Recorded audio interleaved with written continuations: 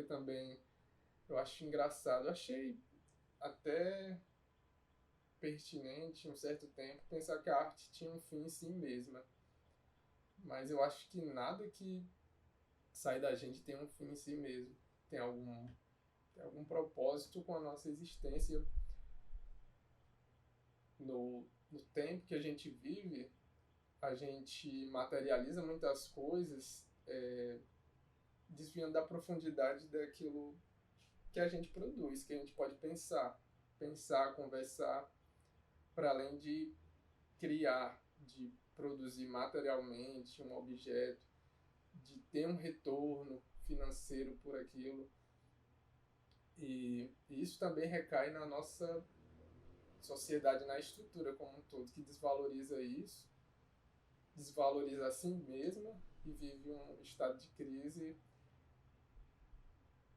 político, social, moral. Uma sociedade que se reconhece, que desvaloriza a própria arte.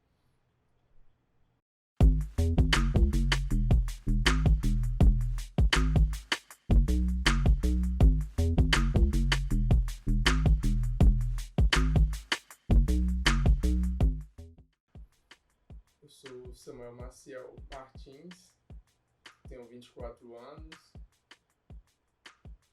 estou pelo mundo fazendo fotografia, escrevendo, buscando o encontro com pessoas, que eu acho que poesia, a fotografia, estudo da literatura, que eu também sou professor, sou formado em letras, que isso tudo para mim faz sentido com o encontro. Eu acho que o início ele tá, assim como para muita gente, como um receptor. Receptor, mas que ao mesmo tempo também produz alguma coisa, aquilo que a gente entende, né? Da falta de compromisso, pensando a diversão por si mesma, para se sentir bem. Meu encontro com a Ellen também aflorou tanto a minha vontade de escrever, quanto a fotografia, fazer fotografia, porque eu acho que foi ela a primeira pessoa que me, me disponibilizou uma câmera profissional. E certo que a gente tira foto com celular e tudo mais, mas era diferente porque você possuindo, tocando um equipamento de qualidade, um equipamento bom de fazer aquilo, você se sente já como alguém já no ramo, já fazendo aquilo. Lá por volta de 2016, a gente se encontra e a gente desenvolve tudo que a gente gosta, porque a gente viveu um período de greve na universidade que também, aquela palavrinha chata, né, foi um ócio criativo, né? A gente acabou produzindo muita coisa, fazendo foto na cidade toda, aqui em Xeramobim, em Quixadá também. A gente tinha encontro na universidade só para estar escrevendo, a gente aproveitava e fazia poemas também, a gente tinha um grupo de criação literária. Eu lembro quando eu morava em outra casa que eu acho que a primeira música que eu tenho lembrança é do Vida Louca Parte 1. Eu nem sabia, nem conhecia o grupo, os Racionais, nem conhecia outras músicas e tal, mas representa muita coisa pensando o que eu sou, o que eu iria vir a ser. Não que eu tenha continuado escutando ao longo de todo o meu crescimento Racionais. Tive um reencontro no período que eu amadureço. E nesse amadurecimento, nesse crescimento físico, no passar do tempo e tudo mais, eu tenho esse reencontro com o rap de uma forma geral como um espaço que eu me reencontro. E de certa forma reencontro aquele meu eu criança que já vivia aquelas coisas todas que tá naquela letra, né, de outra forma, né, porque ele é uma história, né, bem específica, mas o que os Racionais colocam naquelas letras. Então, esse reencontro é muito significativo para eu entender aquilo que eu estava me tornando, né, ali pelos 17, 18 anos. Eu acho que isso tudo vai se entrecruzando, vai fazendo esse laço, vai fazendo essa linha, que vai fazendo um tecido. Eu acho que nesses encontros de uma negritude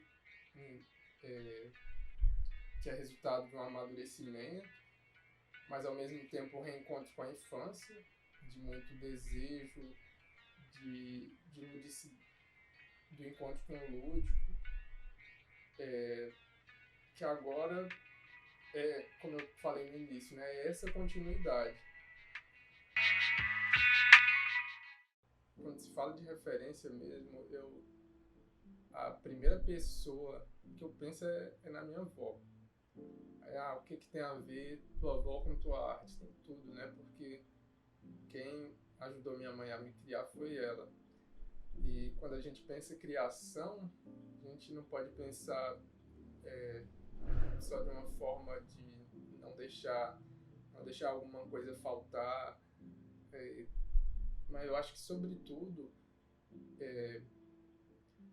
a filosofia mesmo. É uma coisa muito sutil que a gente não percebe, mas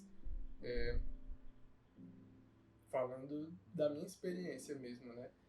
O que é que para mim faz sentido? O que é ser verdadeiro? O que é ser real? Tudo isso que está no que eu produzo, que direciona aquilo que eu produzo, como eu me relaciono nos trabalhos, no meu dia a dia, passa por esse lugar, passa por essa pessoa. Ela me transmitiu um compromisso com a verdade com os outros, e com os outros também esse ser solidário. E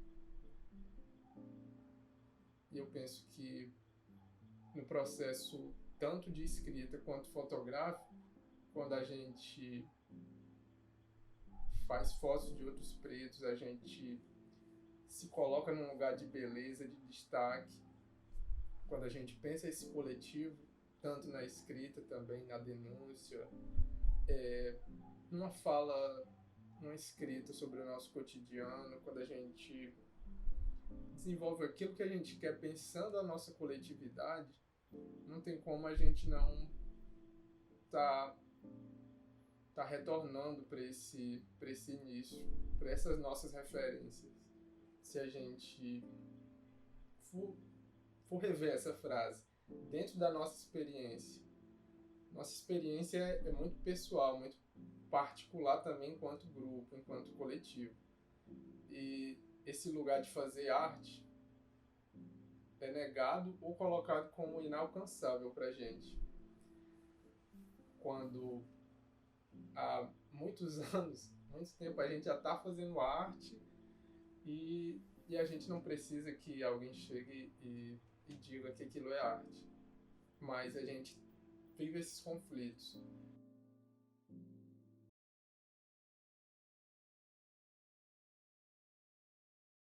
Estava conversando com a Ellen sobre o trabalho que a gente está fazendo com mulheres negras feirantes. E ela vai participar de um seminário que ela vai colocar a seguinte questão: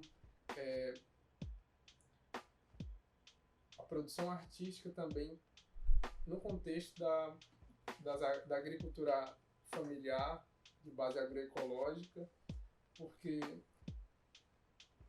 a gente já se encontra nesse lugar de fazer arte, já não é tão estranho pra gente. Mas eu parei para pensar, né? por que a gente também não pensa uma agricultura fazendo arte? Né? A gente enraiza ela nessa produção de alimentos agroecológicos que são fantásticos, são necessários, que vêm de tradição ancestral africana também e indígena, mas a gente, por ser do interior, por ser preto, são vários fatores, né? Vem de fora, sai de dentro também, essa perspectiva de se enraizar enquanto sujeito que não faz arte, enquanto que eu penso que a arte dá muito sentido à nossa vida.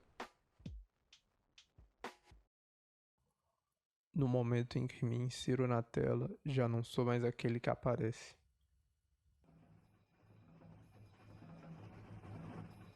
Não deixo de ser o que sou, um homem negro. Mas dentro desse pensamento de que como meu trabalho permeia o mundo, como me permeia, como me atravessa,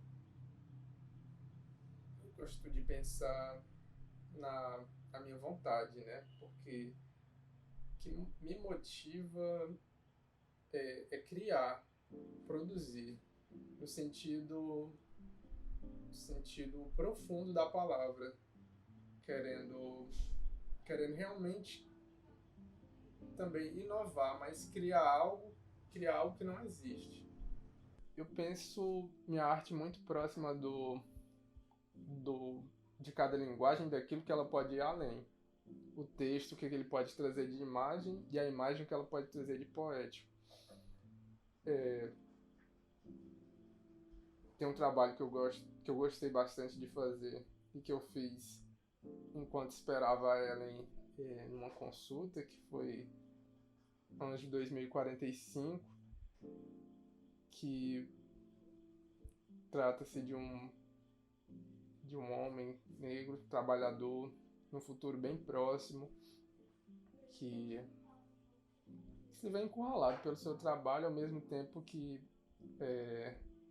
esse trabalho é o meio que ele consegue para suprir a sua existência de uma forma básica, né? Ter casa, ter alimento, essas coisas. Que, ao meu ver, não está muito distante do presente. E a gente tem trabalhado, tem pensado essas perspectivas de uma forma no cotidiano, sem tanta teoria, e com teoria também. Eu ouvi ou li alguém falando que quem tem domínio sobre o passado determina como vai ser o futuro. E quem domina o presente também tem esse domínio sobre o passado. Essa relação entre tempos. A gente tem pensado, e dentro do meu trabalho eu também procuro ter o domínio do passado, né? O domínio no sentido de entender a história, tudo aquilo que aconteceu da maneira mais fidedigna e digna do que a história foi, do que aconteceu na história. Mas falando de trabalho, né? Porque isso está dentro do meu trabalho. Eu tenho pensado isso. Talvez até por isso que eu não produzo em tanta quantidade, porque para mim eu não sei nem se é uma gestação, mas é um amadurecimento de ideias que está junto com o amadurecimento da minha vida, do meu corpo, das minhas vivências. Fazer poesia é como catar feijão. É um processo muito delicado. Você tem ali na sua mesa, onde você está catando feijão, uma parte que presta, outra que é mais ou menos, outra que não é tão boa. E dentro desse processo eu tenho alguns textos já dessa época, e E eu tô nessa vibe de pensar muito fotografia e o texto, até porque naquilo que eu escrevo, o visual, o sensorial me, me instiga. Eu quero fazer sentir no corpo, para além da cabeça também.